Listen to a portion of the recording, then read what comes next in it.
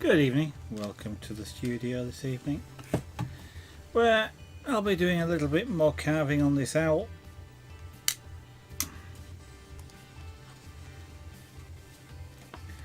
He says, thinking, I should have got a reference picture ready. Where is it? Oh yes, I put it in a different place. So I'll be able to find it again. Probably means I can't find it. In the Dropbox. In there. I should have an owl picture.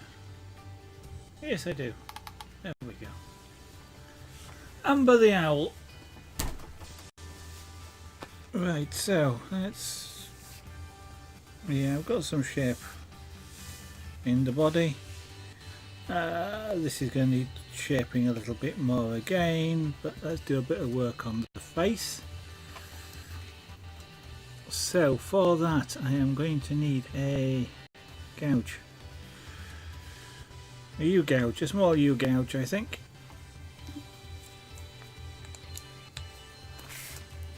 Let's have a look. Okay, so the next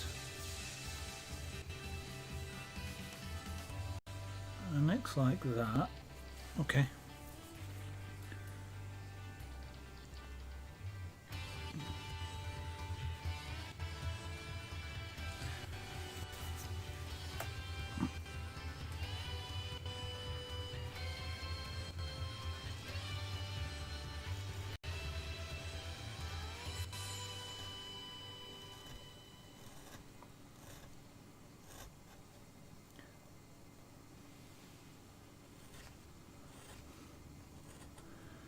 Right.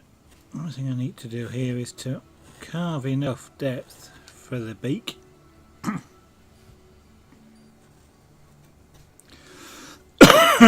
Excuse me.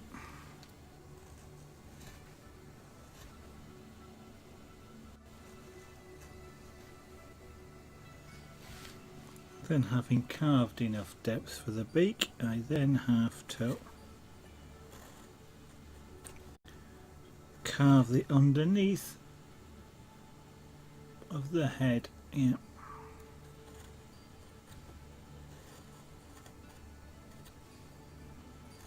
This chisel is cutting nice. It's not quite like a hot knife through butter, but it certainly isn't far off.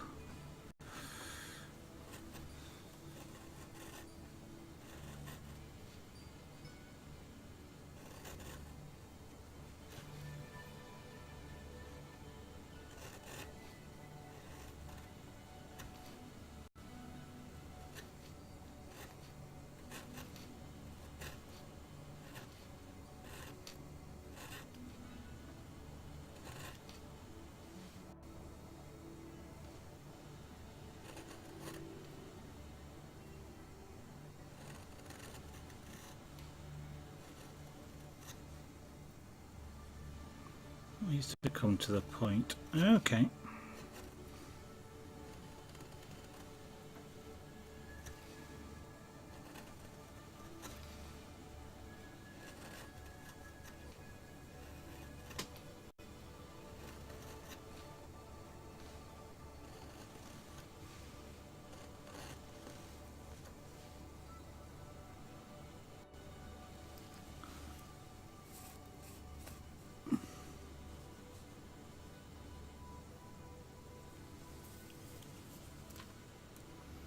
I kind of need to do exactly the same thing on this side.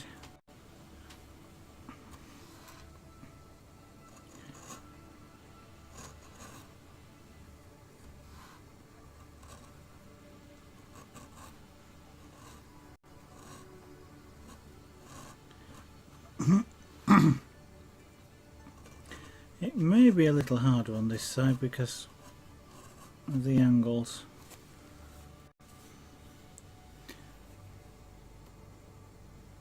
Yeah, I really kind of could do with taking that down more. That's alright, let's establish the shape.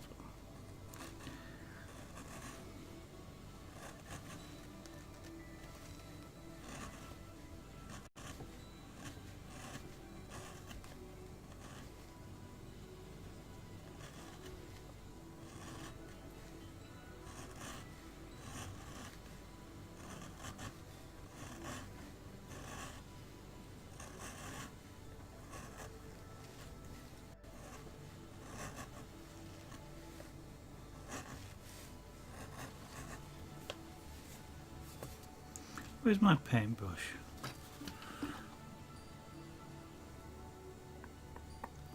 I should have one on my desk. That doesn't mean I do, it just means I should have one on my desk. Because I was just going to use it to help with just brushing off. Yeah. Okay. There is a difference between should and do. Which means I don't have one. Which means I have no idea where it's gone or why it's gone.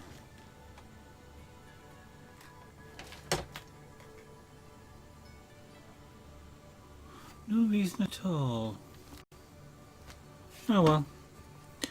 Back to doing it by hand then.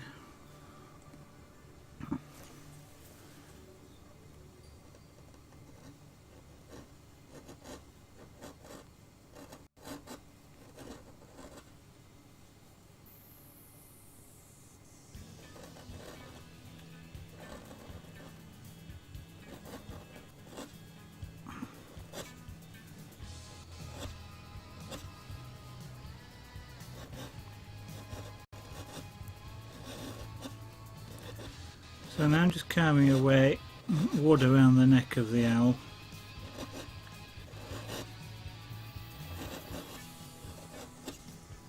So that I get this shape that I'm after, and that probably needs to come up a bit higher.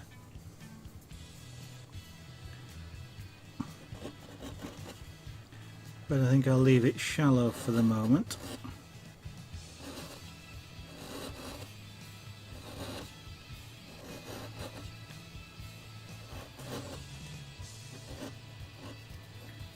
Now that sort of disappears around the back there.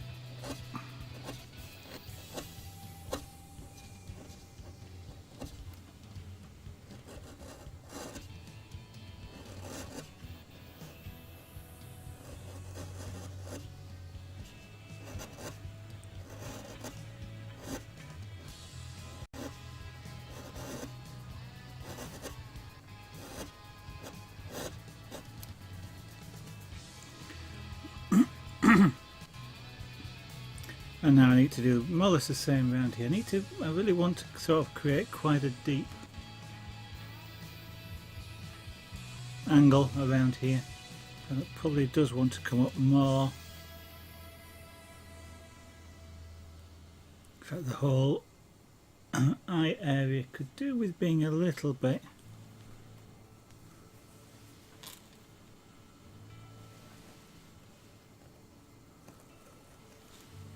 in actual fact, I tell you what I'm going to do is I am not going to do that with a chisel.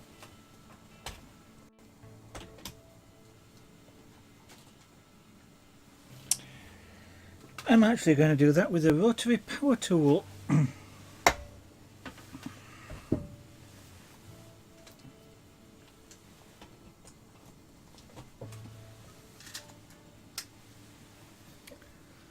Since I have it. Yep.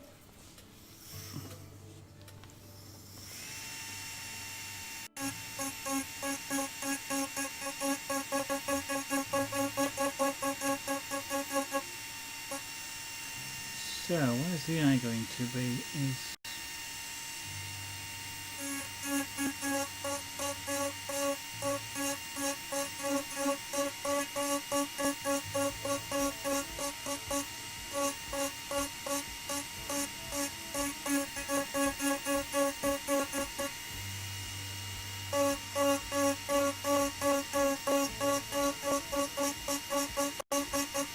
You know what, rather than doing it with the wrong tool, let's do it with the right one. He says, thinking, where is the right one? This is a diamond bit. And what I actually want is a carbide bit, which is not those.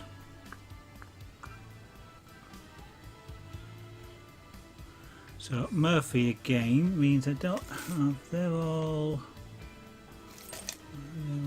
okay. They're stones. They're stones.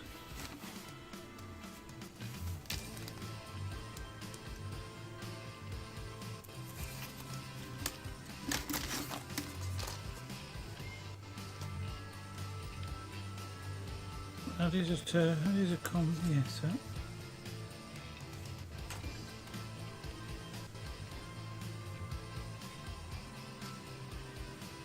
Okay.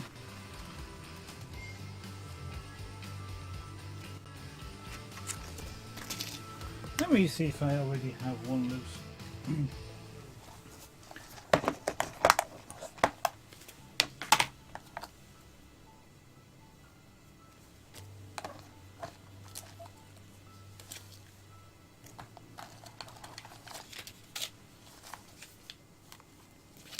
I have a lot of diamond tips here, but not a lot of burrs. Yep, double on that one. And should be one of those out somewhere. Okay.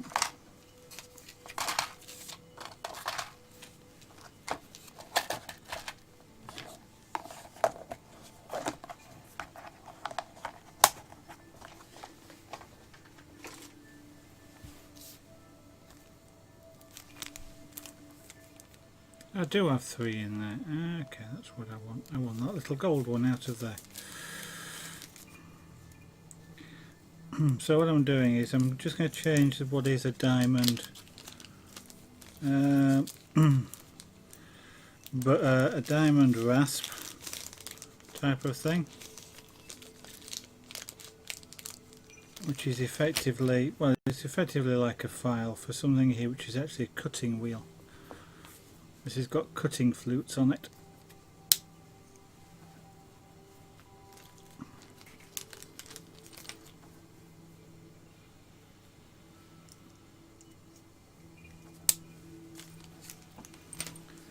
Right, spin this up.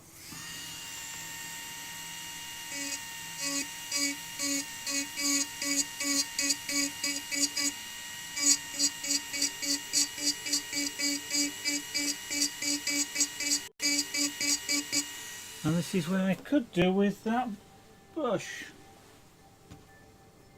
or airbrush of some kind, because now I've got sawdust, and when I say sawdust I mean dust. Ah dear,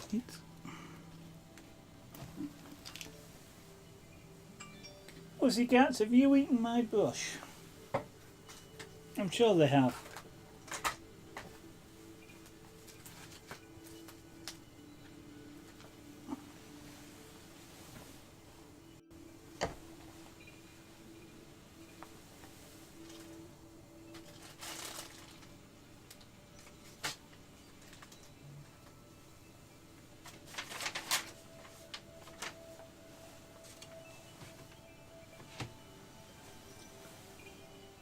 Ah, is it up here?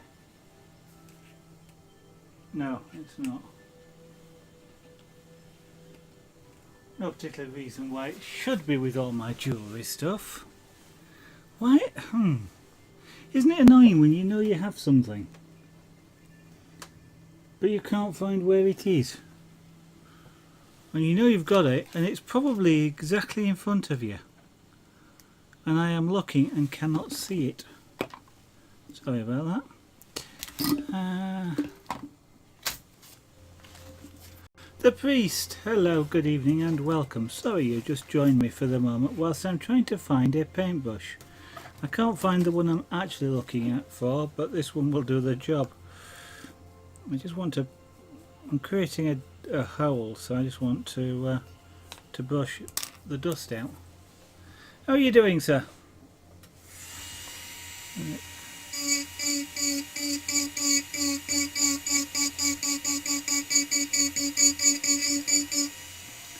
Fairly large eyes, yeah.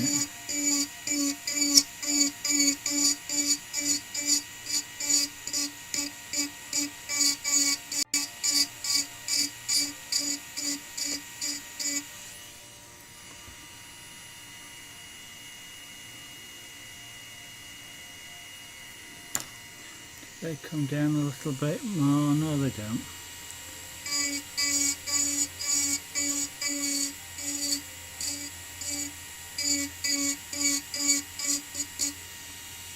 And I want one of those at this side as well.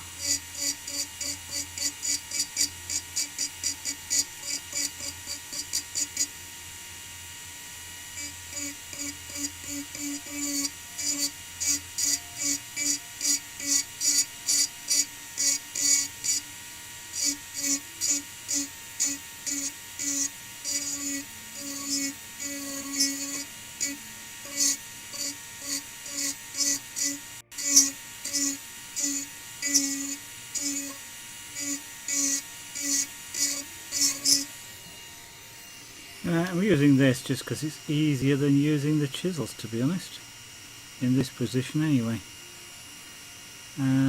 So it just gives me an idea at this point in time as to where I want those eyes to be.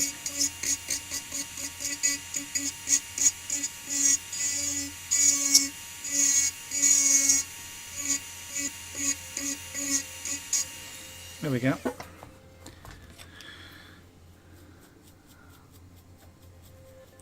And they then,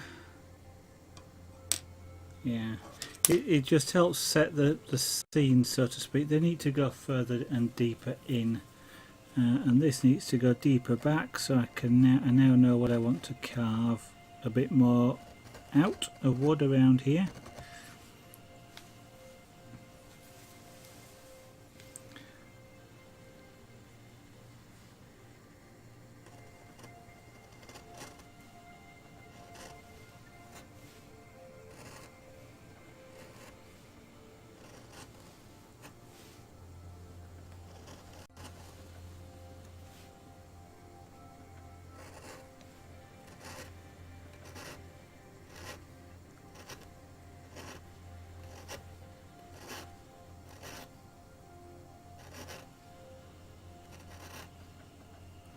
The problem with using a gouge is smoothing things out afterwards, because it creates little ridges just because you're cutting with a U. So to kind of smooth it out, you need to cut where the ridge is, but that creates a U, and so you end up chasing little ridges, but you're just trying to smooth out the shape.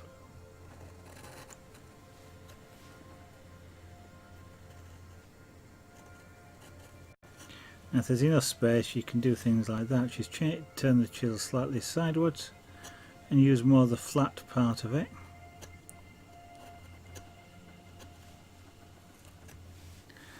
Now I'm going to need to, actually, do I want to round that down there? Yeah, I do. It's a three-dimensional shape. It looks odd if I don't. And I'm using the wrong chisel to do that with.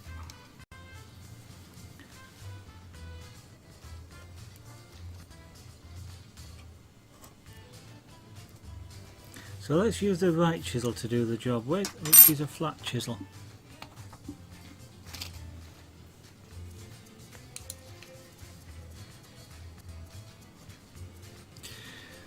Yeah. Might seem odd using a flat chisel to create curves, but for outside curves, which is what this is, it's the right tool for that job.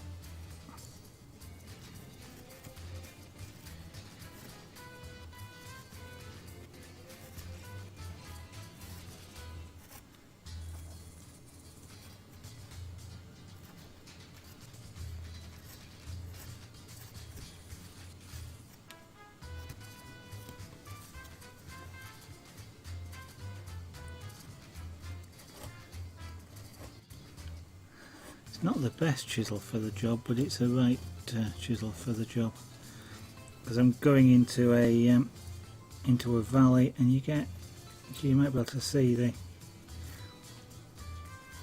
difficulty now is getting rid of the ridge, and I will actually need to switch to another chisel. A wider gouge is the best one for this.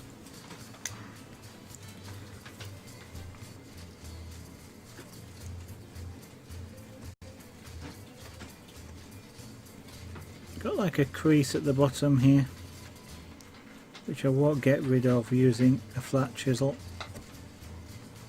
I'll just, well, potentially just make it worse.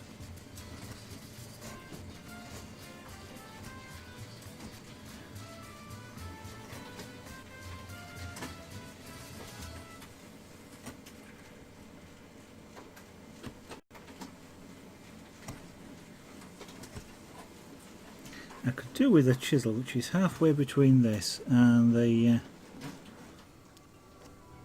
sharper U that I was using earlier.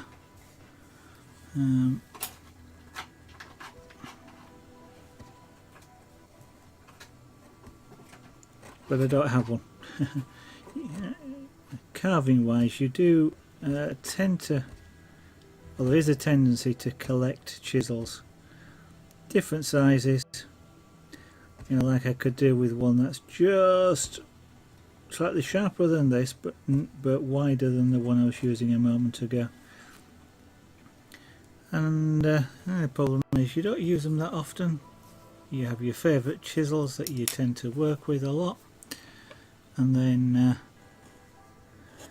the others which you use occasionally, and they're very useful when you use them, but you might only use them, you know, once in a whole piece, and sometimes you don't actually need them, they just make the job easier.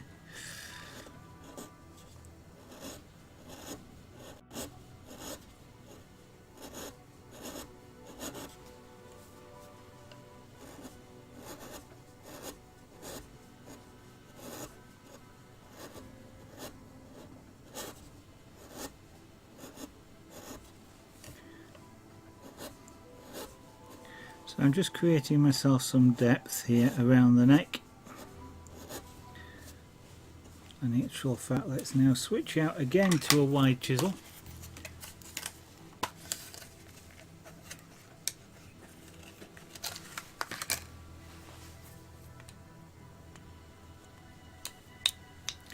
And let's shape the back of this bird down a little bit more, just to give some more depth just around the neck here. Change the perspective a little bit of this because it's a little bit too rounded here. I need to bring this back a little bit. Just the shaping of it. It's a forced perspective type of look is this. I can't actually represent the proper width of the bird or the thickness of the bird. In a relief carve there just isn't enough wood. I mean, this is a big bird anyway.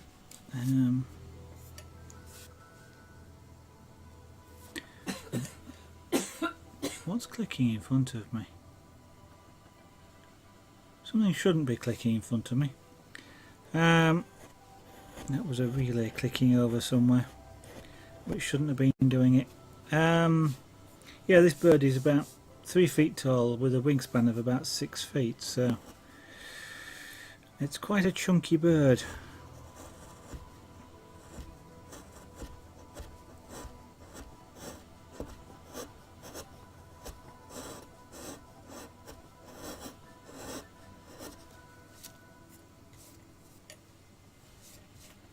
Oh, I see what it is. My bracelet is catching on, just catching on this clamp, and it's making a noise that sounds like a relay.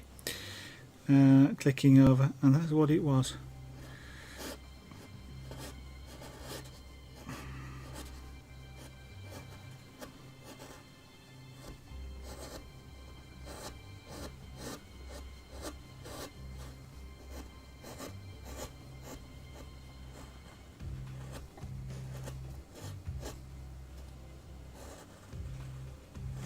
Now tufts like that I'm not going to pull off, I'm going to use a chisel to do, but I'll use the U chisel to do that, just because of its position.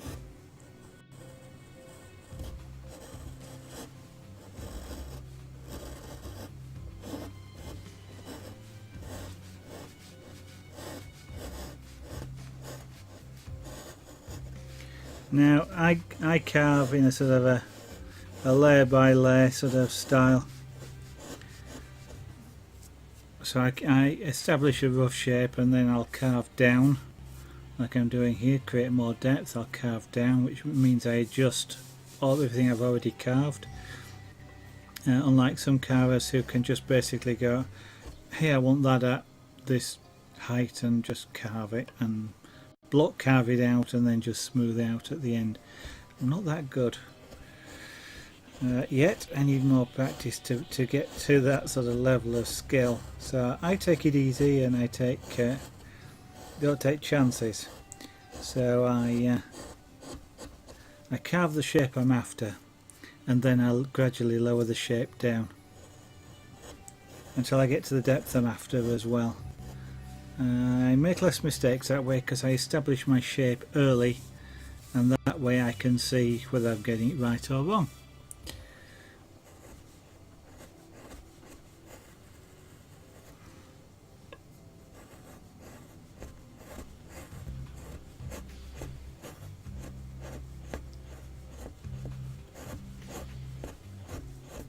This chisel could do with a bit of a sharpen.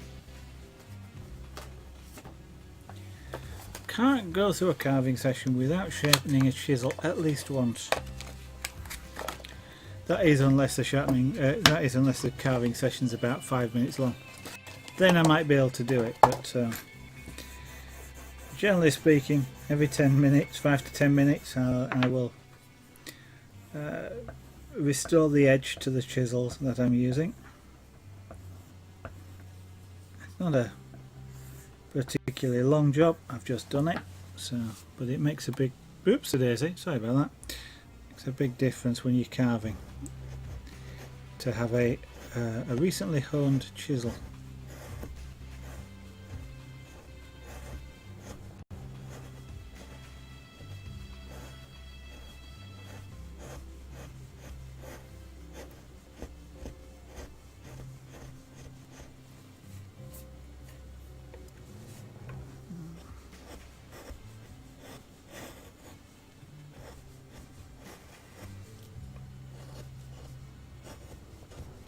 I am using this chisel more like a knife than a chisel. With this particular wood grain, it does tend to suit it a little bit better to do that.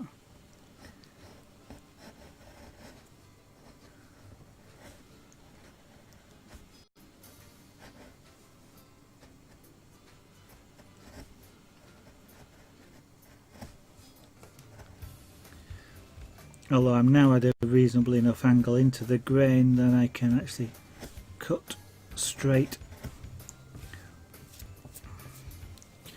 The grain is really close to being dead horizontal here, and if you cut along the grain, then what you can end up doing is pushing the wood apart, which splits it.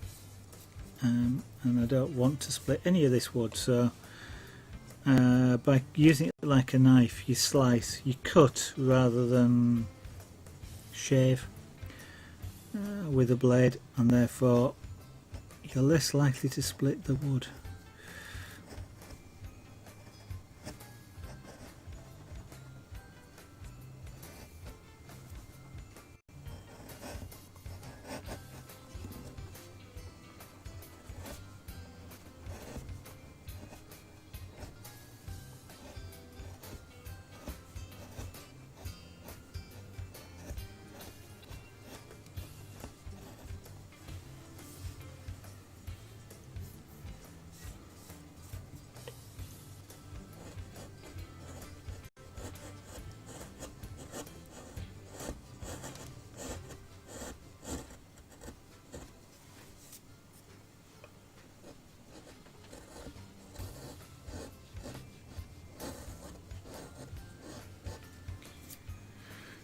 There's going to be some work down there to sort out, but that's not a job for just now. Here we're just creating a bit of depth, and I'm going to now go back into here and cut some of that away and create a little bit more depth.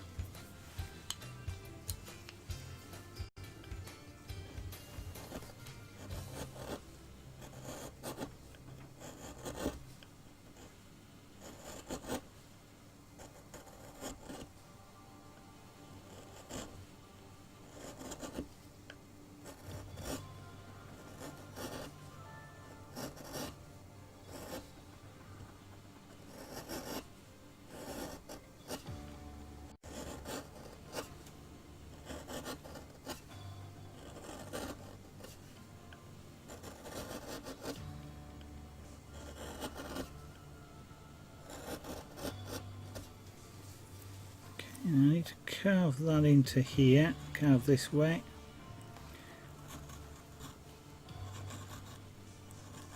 To create the depth around here, around the beak as well.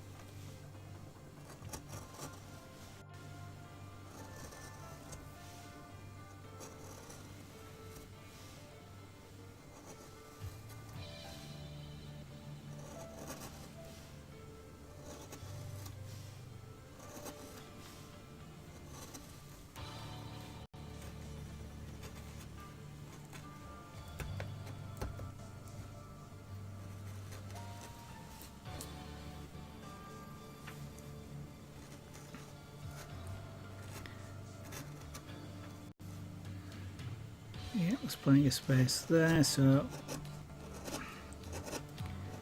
we'll cut down here to the same depth, just around the beak.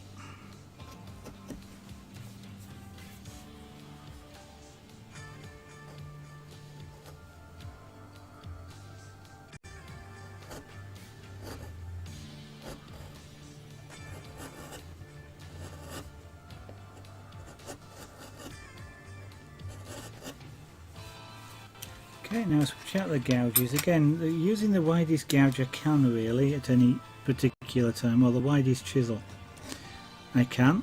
You get a better result using wider chisels. You get smoother cuts.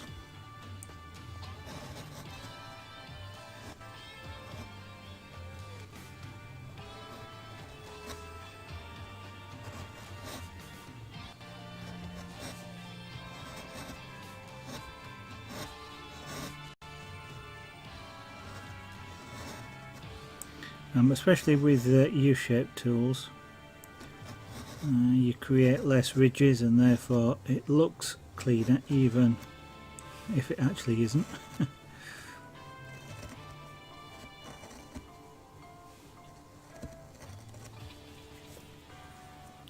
But the same thing applies to flat chisels as well, because you can twist them at an angle and therefore create cuts that are not flat. I mean that's true because the edges of here, the owl, have been cut with a flat chisel, so you can certainly round them off. I've got a shape wrong around here, so let's see about fixing that. Yeah.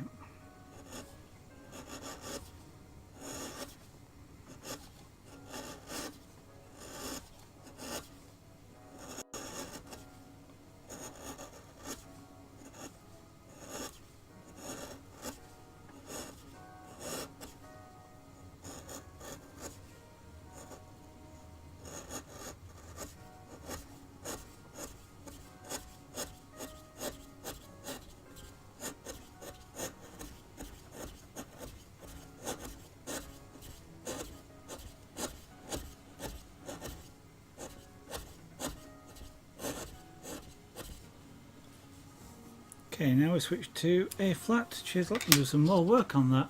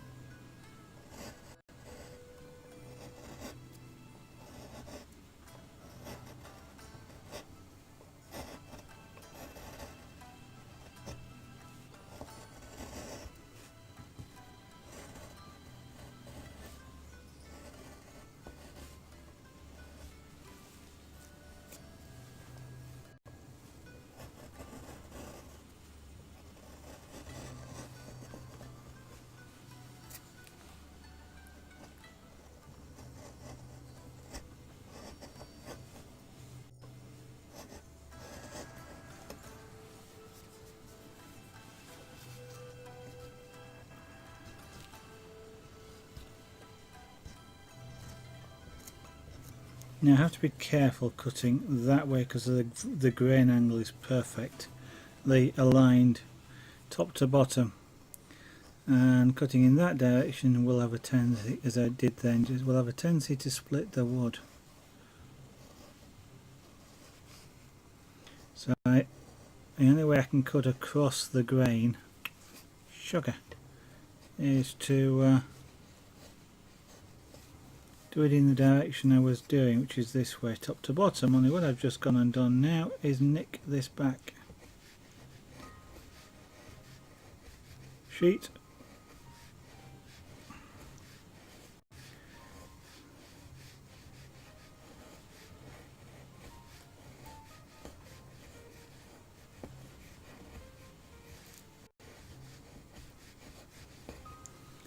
Probably I will have to fix that before this piece is finished, but I'm going to leave it now. I've done a little bit.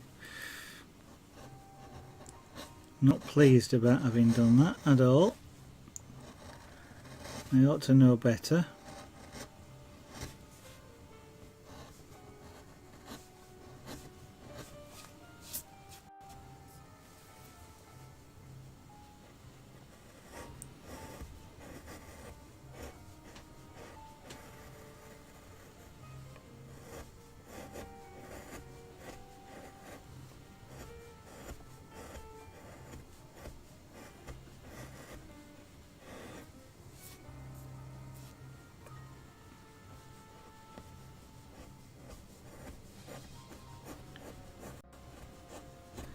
Okay, whilst I'm doing this, let me just say some things about this channel. I am, as it says it there, Zarganart, and on this particular channel at the moment you're watching me carve with really sharp chisels. These are really sharp chisels. The Canadian chisel, I believe, off the top of my head. If I remember rightly, Flex Cut are Canadian, but that's just one of the crafts that you will see on this channel. They're all well, I was about to say they're almost all, because we did something new not so long ago, which I may repeat, and that is so they're almost all represented in the photographs on the bottom left there. All of those pictures, I think all of them, yep, all of them have been taken on stream. Well, they're pictures of things that have been done on stream. The pictures themselves weren't taken on stream, but all of the articles that you see were made during a live stream, during a live broadcast here on this channel, by me in front of the camera. Well, I'm behind. No, I'm in front of this camera. And was done live with people watching, so they're just examples, but you'll see there five-ish different crafts, and I'll say five-ish and I'll explain that in a minute. But what you'll see is, you should see some carving, which obviously is what you're watching now, but you should see, I think, a picture of Ruth the Dragon, which was the last piece that we carved. That's also relief carved, which was a challenging piece. I was going to say interesting, but what I mean is a challenging piece to carve for various reasons, and I learnt some lessons on doing that, which I hopefully have applied to doing this particular piece as well, mainly to do with like spacings and placements. So that it's easy to carve, as opposed to it looks good if you can carve it, and I wasn't able in some cases to actually get chisel in there. If you would like me to respond to Gus for, then it will need to be in English, and if it's not in English, then please don't post.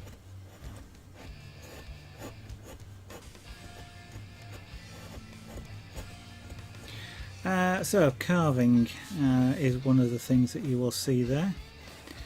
The black and white looking image, when you see it, or images when you see them are a craft called scraper board, or an artist medium called scraper board.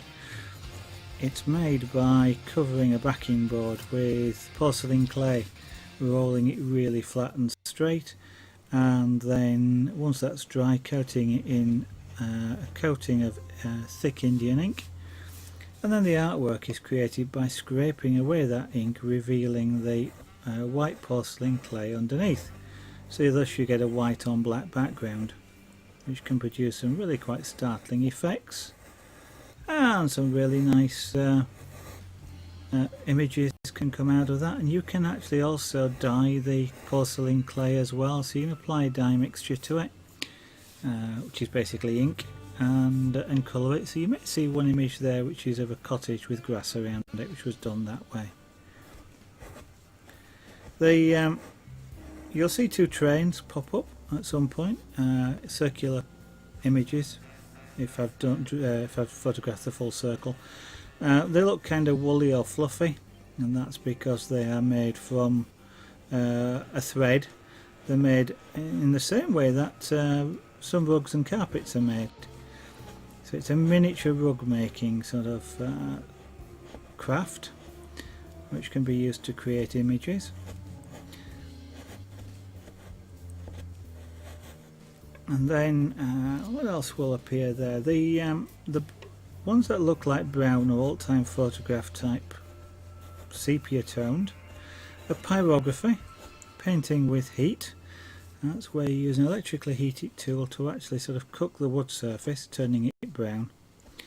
And the amount you cook it determines how brown you get it, and then using various techniques, or in conjunction with that and using various techniques, you can get some really nice looking images.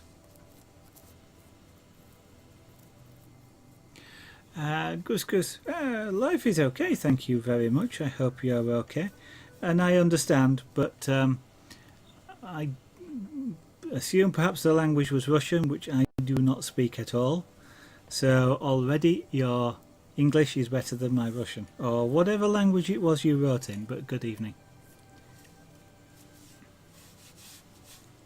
And thank you for dropping in and saying hello.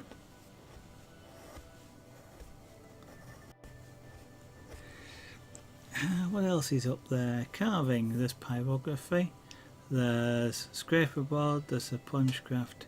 Oh, and the fifth one, which is what you'll see a lot more images of, is of jewellery making. Now that's the one that I said sort of fifth, because there's various ways of making jewellery. You're lucky at the moment at one which is called chain mail. Ring weaving is another way of describing it, and there are some pictures of other pieces of jewellery there that will have been made with beads and stringing, or indeed some braiding. There's a bright yellow necklace that shows up, which is made by braiding cord. So there is various different ways of producing jewellery. And you'll see more of the jewellery images just because they're a little bit faster to do than carving. This bird will take at least 30 hours to complete. In 30 hours you can do 30 pieces of jewellery. So I tend to try and keep all the crafts to about the same length of time each. So if I'm spending about 30 hours, about 2 weeks doing carving, then I will spend about 2 weeks doing pyrography, which actually takes about that long on an A4 sheet, and the same with the other crafts as well. And therefore jewellery, we just have a lot more jewellery pictures.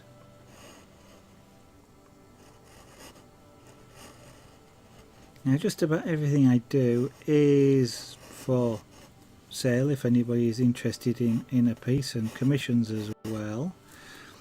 And if anybody is interested, then just give me a message on Twitch, drop me a message on Twitch, and we can discuss things. although I do say, unfortunately, as I say, it takes 30 hours to create something in carving, for example, or any of the other, the pyrography. So they've got a reasonable cost, shall we say, to those pieces.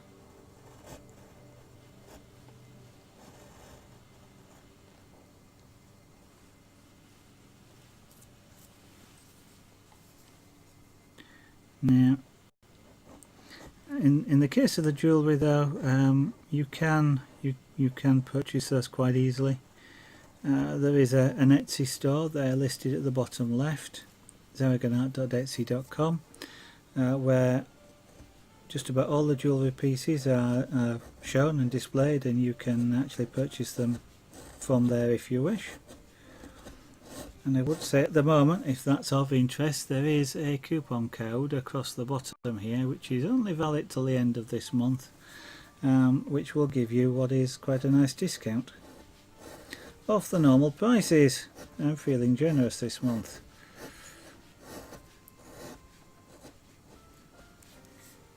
I've got a new job, so I'm feeling generous. You're from the Ukraine, and I am from the UK. I'm English. I'm from the north of England in a county called West Yorkshire. It's also sometimes called the White Rose County because the symbol of the county is a white rose, named after the town of York.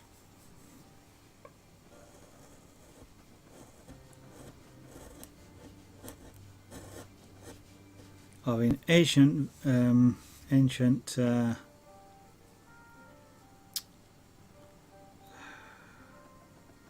I am trying to think of the invaders that came from the sort of Denmark and that sort of area. The Vikings. The Vikings used to call York Iboracum. So there you go. Bit of ancient history.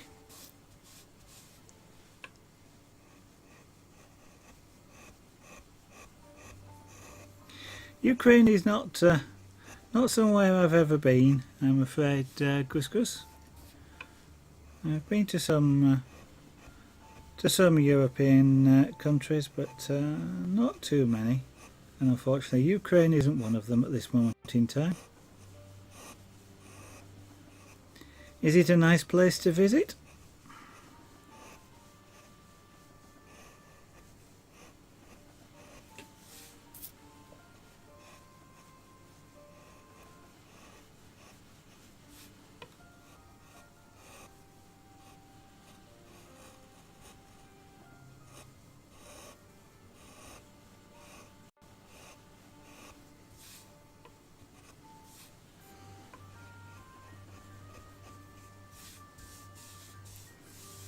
I am still doing a lot of what's called rough carving here, which is creating shape.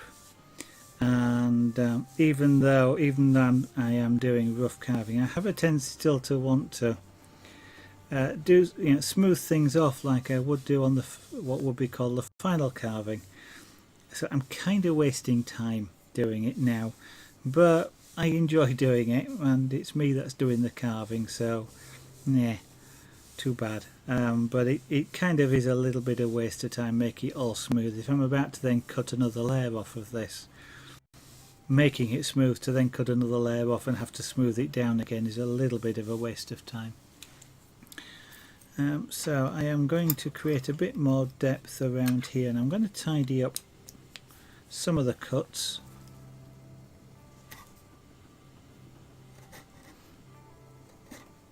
Because with a flat chisel like that, you can't go down and come up into a valley and come up the other side. It gets caught at the bottom basically, and then it leaves tufts of wood.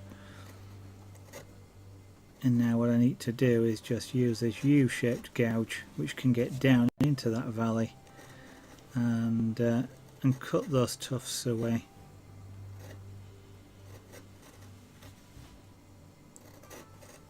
When you're carving, you never pull wood off the surface, always cut it off the surface.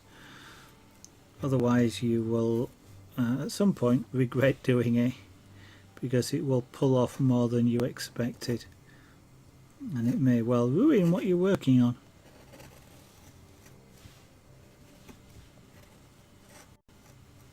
Now I still need a little bit more depth across here.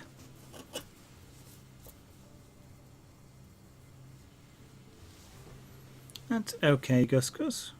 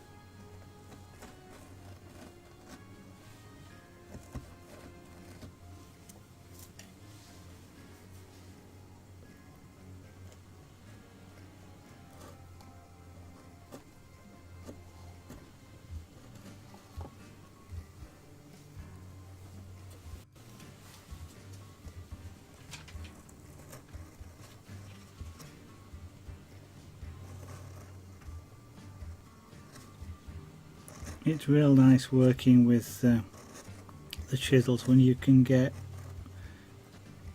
pieces of wood sliced off with a chisel like this is coming off. It's coming off with next to no effort at all.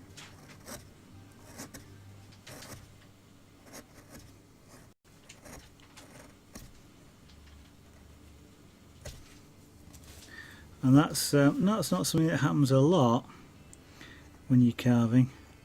It does happen. It's happening here, but it's a real nice it's a real nice pleasing thing to have happen when you're carving. Is more or less just by touching the wood, you get a whole piece of the wood just comes off so easily. Like, you know, a sharp knife cutting through a piece of bread or something like that. It takes no effort at all, and it's one of the fun bits about carving.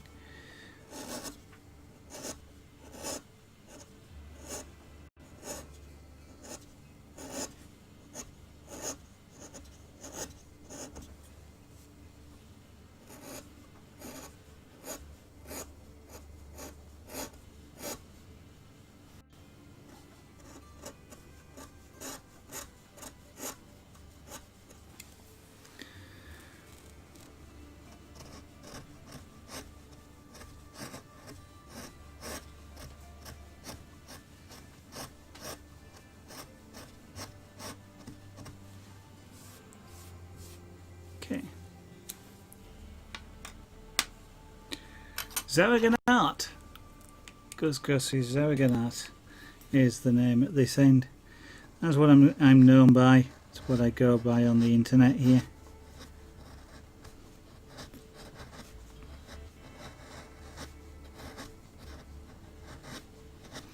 It's a name I've used for a good, well, a long time actually. Almost as long as I've been on the internet.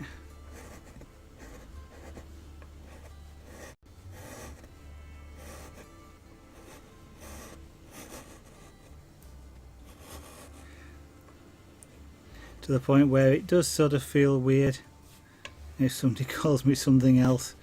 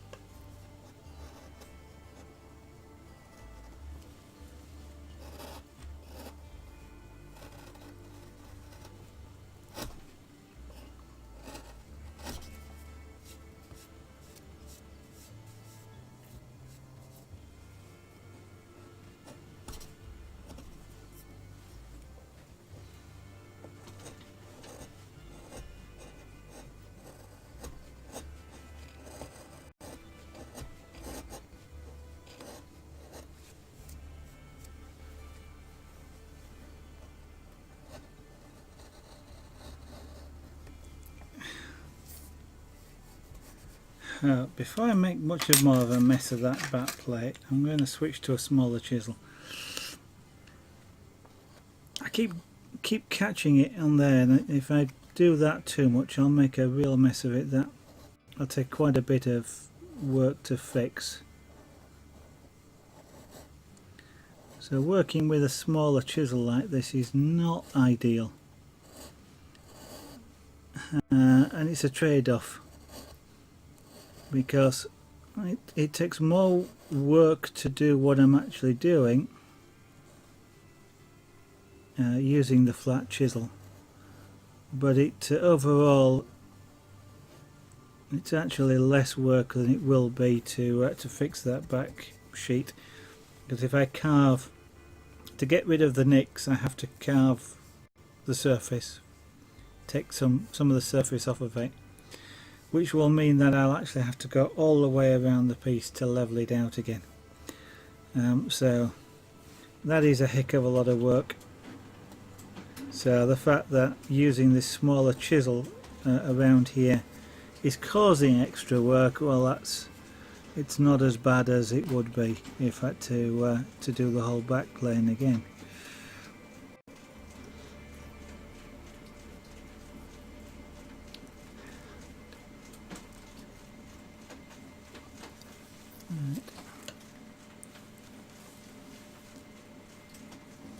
Goes me leaning at what looks like an odd angle. It's so I can get my head around the other camera, which is up here. That's the one that you're seeing there, and I can actually see what it is I'm carving.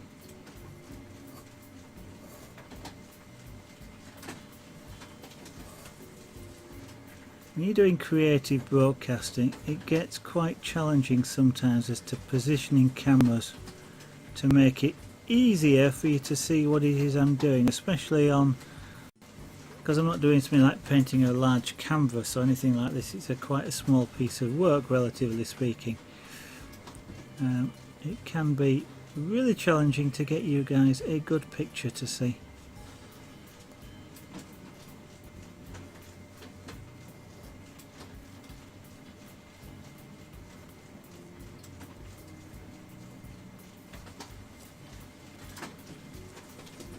In fact, I have even sort of considered mounting a camera on top of my head, so you can actually, so if I move my head, it follows.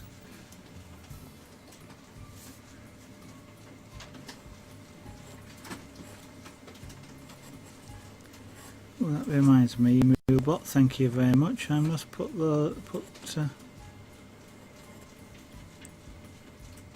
some more stuff into eBay, as it mentions there. So that's in chat. Moobot has just provided a reminder to some of the channels about Zaragoza art.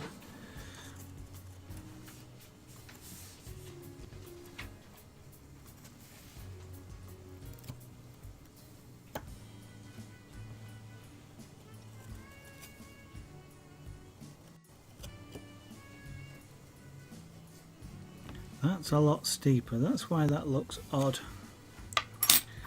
You doing this, you tend to look at a shape and then you'll look at it again, and I notice this isn't actually looking as I wanted it to, and I've just realised what it is because the angle is steeper than I had originally cut it.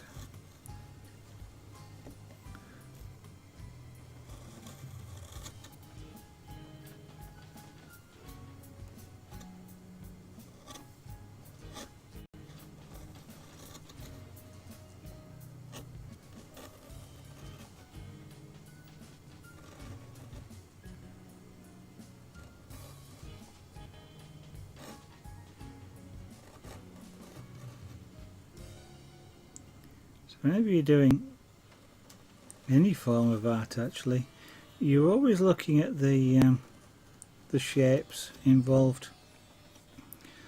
And if you ever have a problem with trying to draw something, for example, if you try drawing or paint something for that matter, quite often you'll have a difficulty with something. Whatever it is, it's drawing a car, drawing a fence post, doesn't matter. You'll have difficulty doing it, and one of the main reasons you'll have difficulty doing it is because you know what a fence post looks like, or you know what a car looks like, and you're subconsciously trying to do it. Rather than, and sometimes those things, whatever they are, depending on your angle to them and light, can look completely different. They look right when you're looking at them because you know what they are, and when you try and do it you get really confused, and that's because what you're actually trying to do is you're actually trying to paint what you think it should look like, and usually things like perspective get in the way, and shadows and other things. And one of the things that they will tell and remind people who create pictures is, and if you talk about painting, this does apply to painting, where they'll say, paint what you see, or draw what you see, not what you think. And it's really on about ignore what you think a post looks like, or ignore what you think a car looks like. Just draw what you see in front of you. Draw the shape. So pick a shape, whether it's a circle, a square, a diamond, a little squiggly thing. Pick that and draw that. Forget what's around it. Just draw the little tiny shape, and then once you've drawn that shape, draw the shape next to it, and draw the shape next to that. And before you realise it, you've done a large proportion of your image. And it looks right because what you've done is ignore what you think something should look like, and you've actually done it as it should look like. And that's kind of what I was doing here. I realised that this shape is really steep vertically, not a shallow curve as I had it, and that's what was looking odd to me.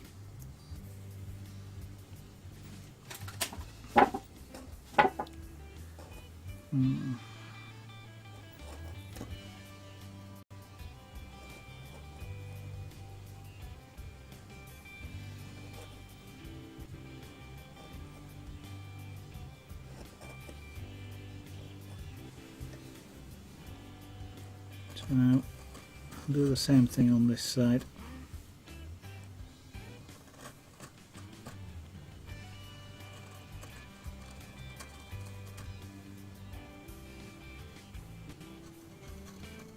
Now the U-shaped gouge, The whole of the U is a cutting surface, all the way up to the tips, and sometimes, like in here, you can use that to your advantage, because I am doing cutting just using the vertical surface of the U. I'm not low enough in the wood for the bottom of the U to have any effect at that point. And so you can use U-shaped gouges in some quite interesting ways to help you get the shapes that you're after.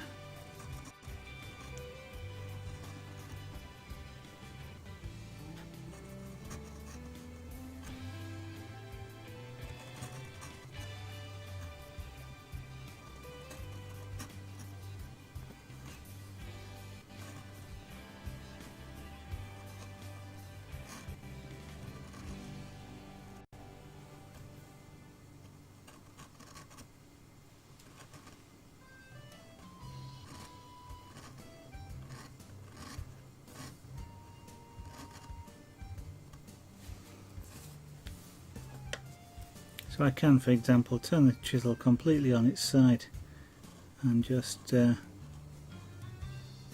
use the straight bit of it like a straight chisel in some just odd locations where a big chisel, flat chisel, wouldn't get in at all.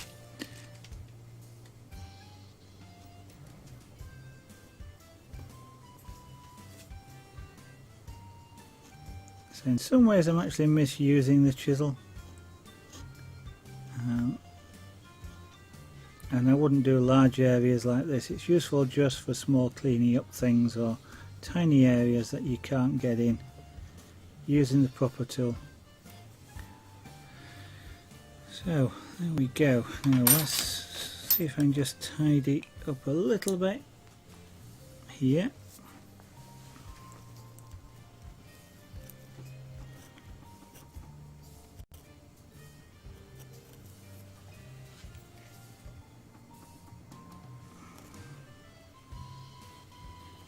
So what I'll do with that is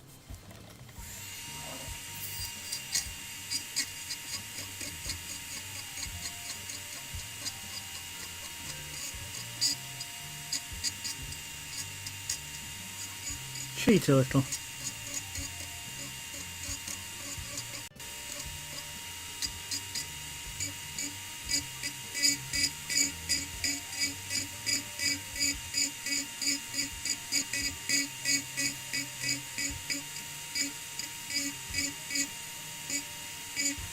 And by cheat I mean actually use a different tool to accomplish the same thing.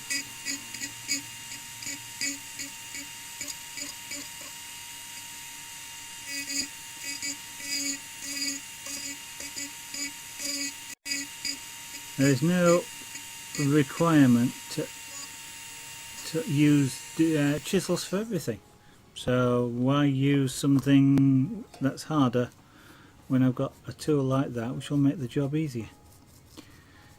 So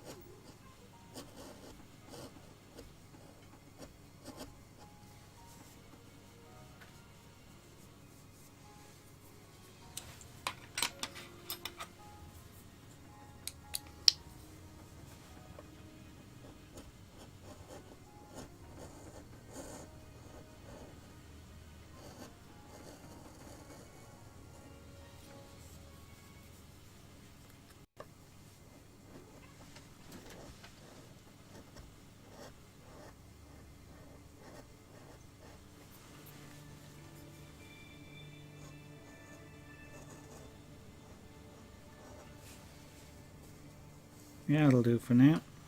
Let's get rid of that sharp edge just there. That'll do for now as well, and that shape is looking better still. But that's what I'm going to do now, is say that's it for tonight. My neck is getting a little bit stiff and tired from leaning over, so I'm going to give it a rest. And give my arms a rest as well. Not been carving for a little while, and your fingers get a bit tired. It takes practice. You're driving the chisels most of the time using your fingers, and it's micro movements, small movements, and they're quite controlled, and it tires your hands out. And I know from experience, if I overdo it, my hands will be sore and I won't be able to carve for a while. So I'm going to stop at this point. I'm going to give my neck a rest as well as my fingers. I'm going to tidy up, because it will take me a little while to tidy up, because there's a lot of this stuff around. And I don't want it to go everywhere, so I will be careful tidying up. So what I'm going to do is say thank you everybody for watching. That's the end of the stream for tonight. I will again just point out the shop, zaragonart.etsy.com, and my own website, zaragonart.com, both of which are there. There's also Facebook and Twitter. Twitter's a good place to follow, because when I go live I'll tweet, and when I don't go live I'll tweet. By which I mean, if I'm not able to stream one evening, I do tend to mention it on Twitter, and so you would be able to find out what's happening there. So apart from that, I would obviously, being my channel, recommend that you follow me here on Twitch. I do appreciate everybody that does. It's absolutely fantastic that you want to do that, and thank you very much if you do. It's at no, it's not at Zaragonart. It is just simply Zaragonart, of course. The follow button is below the stream window, and if you let it, Twitch will notify you when I go live. I'm hoping I will go live tomorrow night again for an hour to 2 hours, depending on how it goes and how exercised I feel and things like that. And that will be from about 8 PM UK time, 2000 hours UTC or GMT. We're still on Greenwich Mean Time here in the UK at the moment, on winter time. Change shortly, but I don't know exactly when. But for the moment, 8 PM GMT, 8 PM UK time, 8 PM in any of the standard times. I give up. Thanks for watching. See you again, hopefully tomorrow. Bye for now.